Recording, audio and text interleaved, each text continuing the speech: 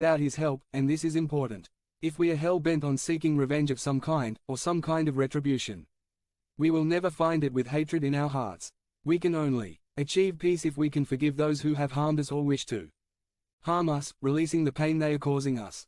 And we can only do it by forgiving, whether they ask for it or not.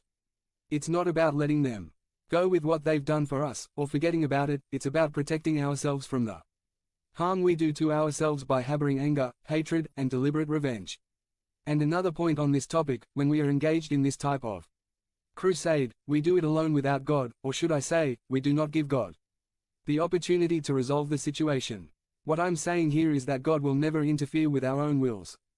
We have to invite him in, and we can only do that if we let go of the crusade that we forgive and turn it over to him. I'm not saying for a second that this is easy, because it's not an easy option like many people like to portray. Saying things like apologizing is a sign of weakness.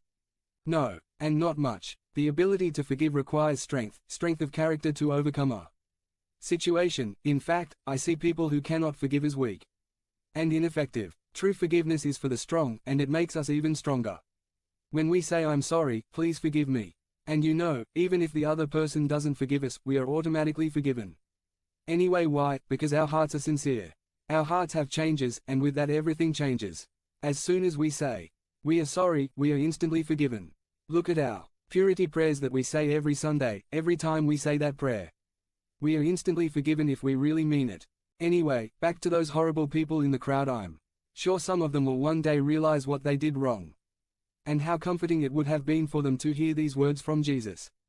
Father, forgive them, because they don't know what they are doing. Although long after the event, 3 to those who loved him. And thirdly, Jesus said, Father, forgive them, to those who are, and it must have been a comfort to them to hear him say that, because he must have said it with love in his heart, which means he knew what he was doing and that he was strong and far above this horrible situation. 752. There is a little book about the greatest miracle ever performed by Jesus. I read it years ago and I forgot who wrote it, but what it said was that the greatest miracle we could perform was the ability to ask for forgiveness, because when we do so, we let go of internal tensions within ourselves. We rise above the situation before it escalates, and, most importantly, we invite God to do our will. I've known about this for years, and when it works, it really works. Communion. Finally, I hope you're still with me. Every Sunday we show up for communion, and when we do, we say, Father, forgive us, and if we really mean it, then he does it, and he does it for many reasons. One being is that if he does not forgive us any sin, and I mean any sin, then we will be of no use to him or ourselves. There is something magical that happens when we say and mean I'm sorry from the heart. I see him every day. For some reason, I get all the difficult students at school who sent me against my wishes, and it bothers me, because sometimes I get angry at their antics and nonsense, and I know there's not much I can do about it, but when I'm angry and I dress up a student, something magically happens and it happens more than you think, when that child says, I'm sorry, that's bad, I was wrong. I'm not kidding, you can hear the remorse in his heart, and when they do it, it's impossible, I mean totally impossible, to stay angry. I have tried, but something changes within both of us. God moves in.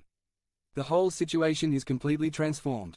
It is so powerful. Lives and destinies change, all by the simple admission of failure. Finally, what is the first act of a Christian? It is the ability to recognize and say, I have ruined my life, forgive me, Father, for I have sinned. After that, God moves in and God takes over. That is what happened on the cross that day, and because of this our lives are